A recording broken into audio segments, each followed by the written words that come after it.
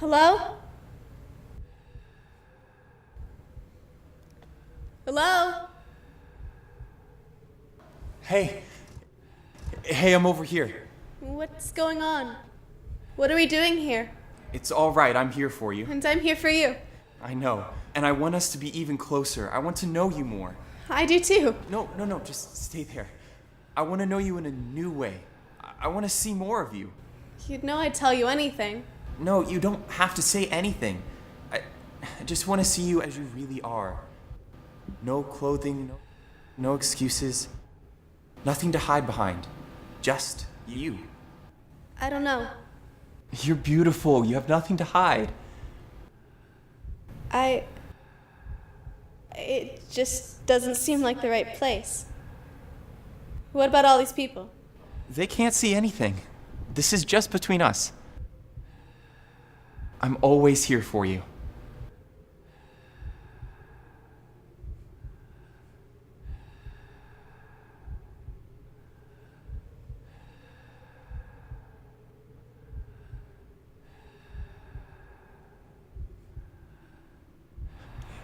You're beautiful. Bro, you're killing me. I gotta see this. No way. Oh, come on, man. You know I'd do the same for you. If you had a girl, I bet she's not even hot. you're kidding me, right? She's gorgeous. What was that? Did you say something? You look amazing. Dude, I bet she's never even shown you anything.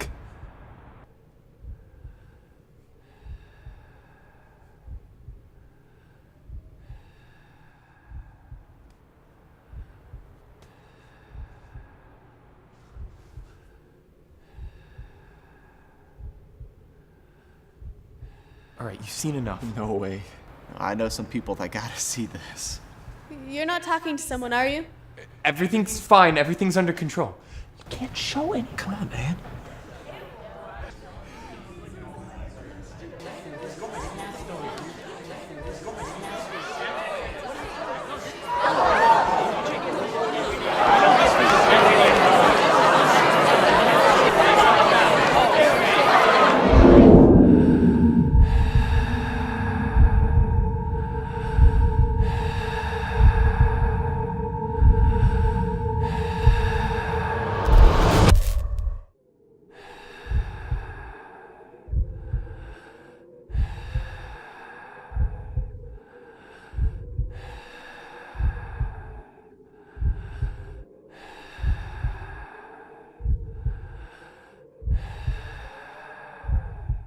My name is Amy Smith, and I'm an assistant prosecutor here in Clark County.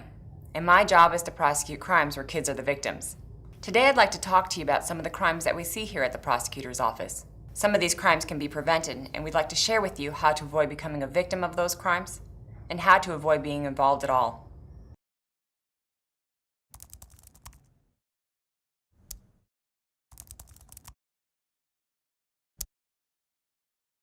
There are many different ways that people communicate with each other today. Most houses have computers, tablets, cell phones, game consoles, and other devices that connect the user to the internet. While all of these devices are great ways to stay in touch with friends, they are also used to target children and young students. For 6 years, I handled all the cases in this county where adults use the internet or social media to have inappropriate relationships or inappropriate contact with teenagers.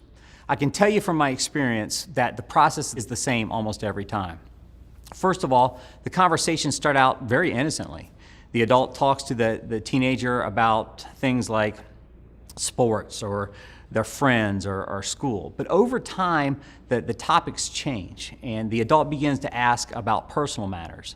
A lot of times you'll see the adult begin to compliment the teenager, tell the girls how beautiful they are, how pretty they are. They'll ask questions about private matters like boyfriends or girlfriends. And then from there, it just continues to escalate, ultimately ending in the adult asking the teenager to send them pictures. Often these are nude pictures, or asking to meet the teenager. Look, the danger in this is real. Earlier this year in Virginia, a student at Virginia Tech University befriended a 13-year-old girl who lived in the local community using the social media app Kik. And on that social media app, he would talk to her about normal teenage things, friendship issues, bullying issues, all kinds of stuff about school and her life. And ultimately, he convinced her to sneak out of her bedroom window and meet up with him in the middle of the night one night. When she did that, he drove her out the country, he killed her, and he dumped her body next to the road. Now that may seem like an extreme case, like it could never happen here. But I'm telling you, when I used to work these cases, we would arrest grown men who were coming into our community to meet what they thought was a teenage girl. It was actually a detective. And when we would arrest them, we would search their car, and it was common for us to find things like handcuffs, ropes, tape, other items that indicated that they sought to possibly do harm to the teenager they were looking to meet.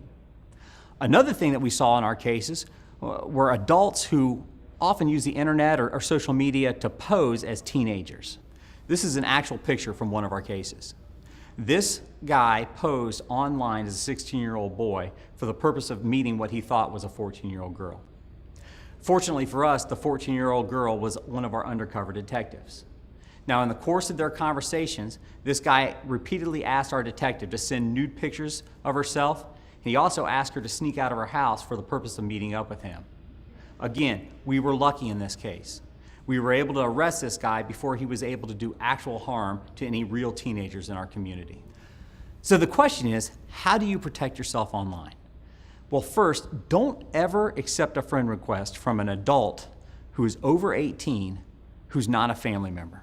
People who are not your family that are adults have no business at all seeking to establish friendships with kids. Second, before you accept a friend request, just make sure you screen that person. Now, what do I mean by screening? Just check them out. Check out their profile.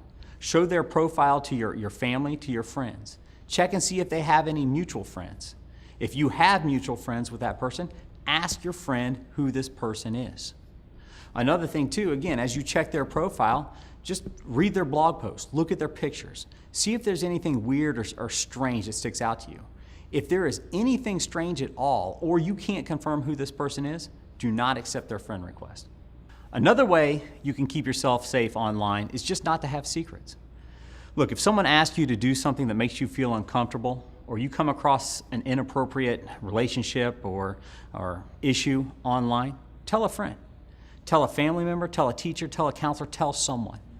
Going back to the Virginia Tech case, the 13-year-old girl in that case told her friends that she was in an online relationship with an 18-year-old who went to Virginia Tech.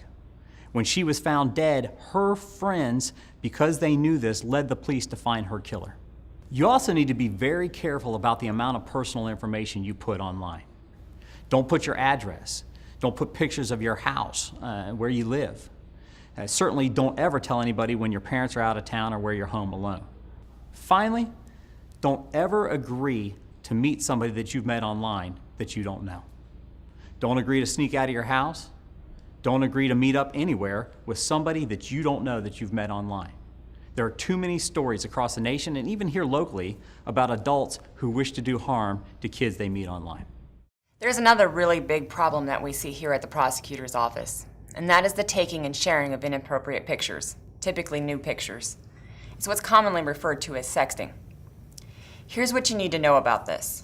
First, once you've shared that picture with someone, it is out of your control. You have no choice if that picture is shared with one person, 10 people, or the entire school. It's no longer your choice. And people do share these pictures. I know, I see it all the time. You should just assume that if you're going to share that picture with one person, that the entire school will see it. Second, your current boyfriend may promise you that he's not going to share this picture with anyone, but have you considered what will happen once you break up? Or maybe he shares the picture with just his best friend. Can you trust his best friend not to share that with the rest of the class? And what happens when you break up and you get mad at each other? Do you really think he's not going to share that picture with others? If someone is demanding a picture of your body, they do not value who you are.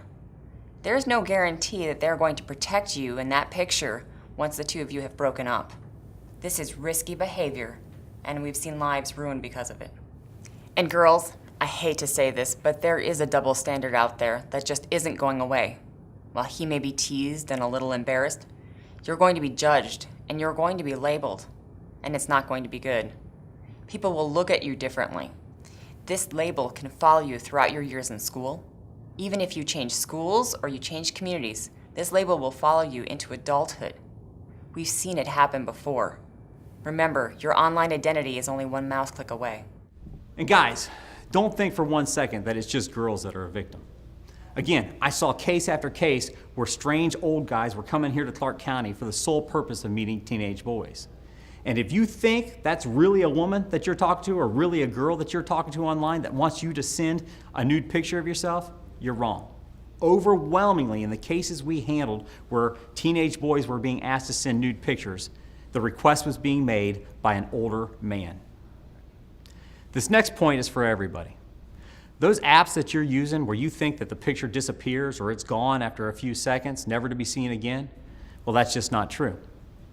We're seeing cases where people are able to get around that. First off, they can screen capture it. And I know you think that some of these apps will alert you when your picture's been screen captured, but people are getting around that. The way they're getting around it is they are using a separate phone or recording device to record the picture. The sender never knows that that picture's out there for the whole world to see. Also, at the very minimum, the companies that run these apps have networks where the pictures are stored. People at the company can see these pictures. Also, law enforcement can get them if need be.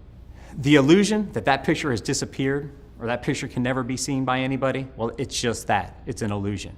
It's a myth. And that picture can be out there for all of your friends, all of your family, everybody you know to see. Just don't do it. You've probably heard the terms felony and misdemeanor before, but what exactly do they mean? Essentially, felonies are very serious crimes, while misdemeanors are less serious. A person convicted of a misdemeanor might go to jail for anywhere from a few days to a few months. However, a person convicted of a felony could go to prison for years or for life. Taking or sharing nude pictures while under the age of 18 is the same as child pornography and can be charged as a felony. Keep that in mind the next time you're tempted to be involved in sexting. If you're one of those kids who's taken nude pictures or shared those nude pictures, you've got another problem. We've talked to a lot of kids your age, and most don't realize that sharing or taking nude pictures of themselves is a crime. The law protects children under the age of 18, and taking pictures or sharing pictures of nude children under the age of 18 is called child pornography, and it's illegal.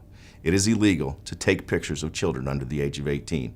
It's illegal to share nude pictures of children under the age of 18. And it's illegal to even possess nude pictures of a child under the age of 18. It's illegal to have even one of those pictures. And you certainly cannot share them on Facebook, Instagram, Snapchat, or any other social media site. It's also no laughing matter to secretly take pictures of your classmates as they're undressing in the bathroom, shower, or locker room. If your school finds out that you're involved in this kind of behavior, they will contact the police department or sheriff's department. And just to be clear, it doesn't matter if you do this at home or at school. It is illegal and you will be charged. We know what's happening in your schools because we're prosecuting your classmates for it. I have prosecuted kids from high schools and middle schools throughout Clark County. And I hate charging kids with these serious crimes for what may be just foolish behavior. But the problem is getting worse. So the prosecutor's office and juvenile court have come up with a special way to deal with this problem. It's called the STOP program. Once you arrive at the juvenile court, you will be screened for the STOP program. The STOP program is our way of addressing this growing problem. The STOP program is your way to avoid being labeled a sex offender. So how does the STOP program work? It begins with a screening. Your case will be screened in for the program, or you will be screened out. So what does it mean when you get caught? Well, you're going to be arrested. Any cell phone, computer, electronic device that you used is going to be confiscated. You're going to be transported to Juvenile Detention Center where you're going to be booked in. You're going to stay overnight until you can see a judge next thing in the morning. And that same charge you're facing is the same child pornography charge that you heard about earlier in the video. If you're accepted into the STOP program, there's several requirements you have to do. First, you have to admit to what you did. Second, you have to perform 20 hours of community service. And third, you have to follow the assigned rules by your probation officer. Those rules will include giving up all your personal electronic equipment. That includes your phone, your tablet, your computer, any internet-capable device that was used to house those nude images will be seized, destroyed, and you will not be reimbursed for that loss. This isn't typically how we destroy the phones, but this way you'll get the message.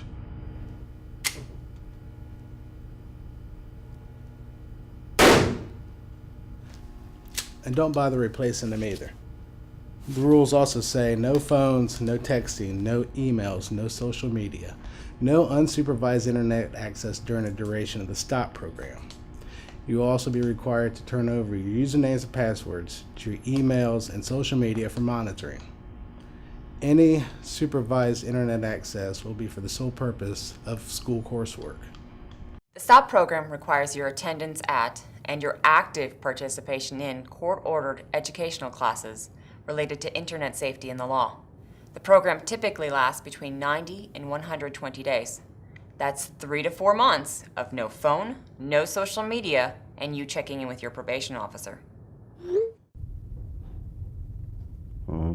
Well, I've never been in trouble before, and that's what made me think, I'm not going to get caught. It's just one picture. But that was all it took for me, was sending that one picture. I was on Snapchat, and, pictures only last 10 seconds, right? So I was sending pictures, and I sent one that I probably shouldn't have sent, and figured it went away after the 10 seconds. But I got a call one day at school, and went in there. Sheriff told me they saw the picture I sent, and he told me they never completely go away. So any picture you think will go away after the 10 seconds will never completely be gone. It'll always be there. Your parents have to take you to see your probation officer once a week. They gotta take time off work, and then you gotta end up telling them you're sorry for everything you did every week, that you have to go back because they're mad about missing work for your mistakes. I didn't realize that one mistake of mine could affect so many people. You're in the program at least 90 days. You have no phone, no computer, no social media. You wonder, are your friends still going to be there for you after those days? You wonder what school's going to be like, how your summer's going to be with no contact, and you just don't know. But that being said, the program has helped me change my future, because I will not have the felony on my record, and I've learned many valuable lessons. One picture you send, whether it be for 5 seconds or 10 seconds, it will always be there. Sexting can affect your life for years to come. The STOP program stands as your final lifeline to escape classification as a sex offender. Law enforcement keeps a database of all the sex offenders. The public can go online to access this database. Just search for iCrimeWatch on a search engine and you can find it.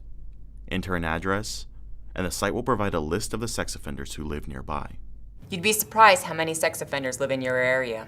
For an example, let's type in the Clark County Public Library's address.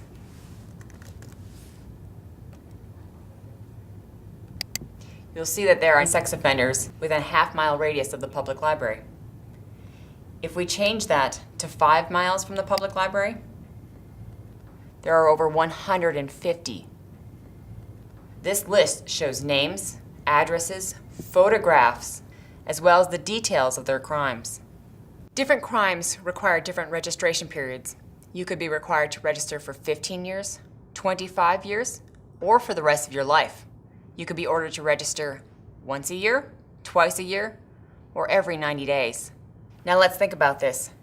If you are 12 years old today, and you are classified, and you are ordered to register for 25 years, that means your registration requirements will finally be complete when you are 37 years old.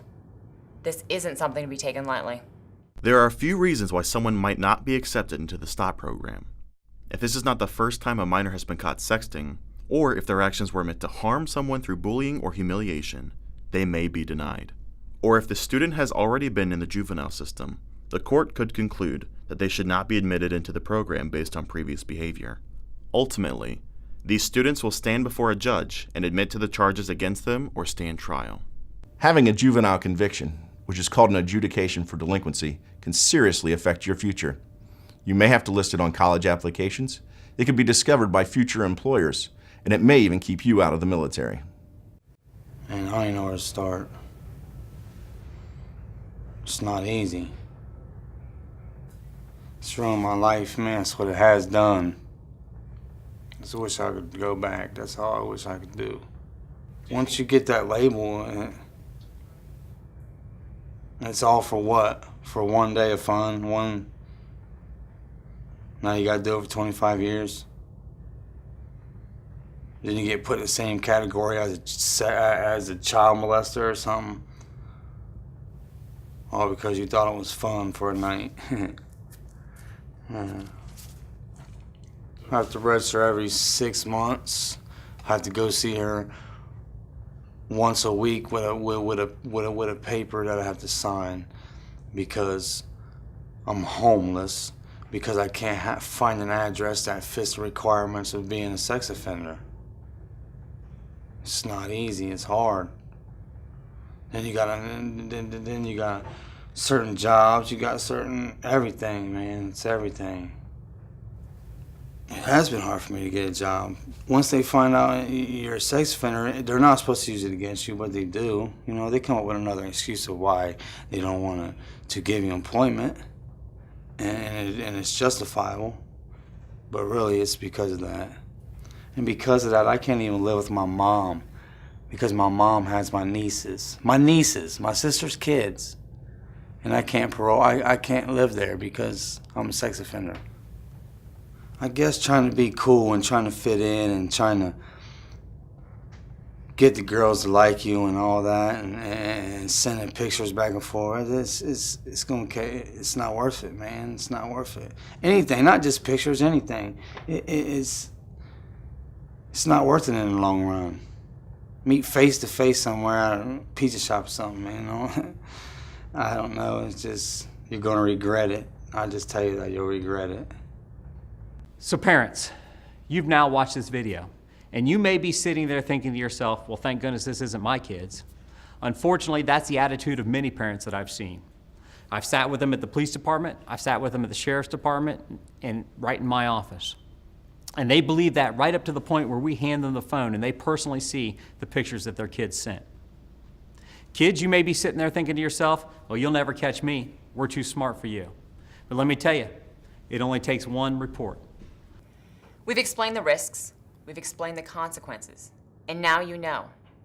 When you get charged, you cannot complain to us that you did not know that this was illegal and that we shouldn't charge you or we shouldn't take your phone. We know these crimes are serious, and we know that the penalties are harsh. But that is why we are taking this opportunity to make sure that each and every one of you knows the consequences of your behavior. We take this very seriously, and we want you to take it just as seriously. If you have used your home computer or shared family tablet to upload these types of images, you need to talk to your parents now. If they own that computer or tablet that contains images of a nude minor, that's child pornography, and that's a felony. The last thing you want is your parents taking that computer or tablet out for repair and having the technician stumble over nude pictures of a minor. While it may eventually get sorted out in the end, the damage will already be done when the police show up at your parents' job and ask them to come downtown to talk about child pornography. So now you know. You know not to create these images, you know not to send these images, and you know not to request these images. But the question is, what if you already have them? What do you do? Delete them, delete them, delete them.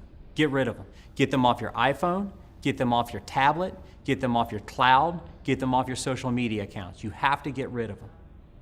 And the question again is, what if you've sent these pictures and you don't know what to do? Well, ask for help. Ask a teacher, ask a guidance counselor, ask a principal, ask your parents. We will help you get rid of these pictures.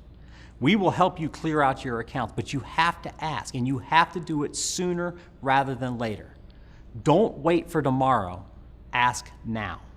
If it doesn't bother you that your classmates are going to see these nude images, think about once it's investigated.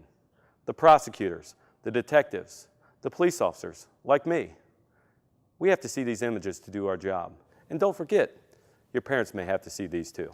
If you're being pressured to send a nude or have received any of these images, you may contact the Tip Submit hotline, you may notify local law enforcement, or you also may even talk to your teacher or principal. I know many of you are thinking it's no big deal, everybody's doing it. but it is a big deal. It's illegal. And the consequences of this illegal behavior are very serious, far too serious to risk just for a nude pic. We want you to stop taking these pictures and videos. We want you to stop sharing these pictures and videos. And we want you to stop this illegal and potentially dangerous behavior. I hope you heard what we said today, because we do not want to see you. We do not want to arrest you, to prosecute you, or even to run you through the STOP program. But we will do our jobs, and we will charge these crimes for what they are. What we want is for you to stop and consider your actions, to think about the consequences. Parents, please talk to your kids about this issue. Students, if you need help cleaning up a device, just ask, but ask today. If you want help with this problem, ask your parents, ask a teacher. If someone is pressuring you to do something inappropriate online, please reach out to a trusted adult. Our job is to prosecute crime, but we are here to help you when you need help. We've advised you of what will happen if you get caught. The decision's yours.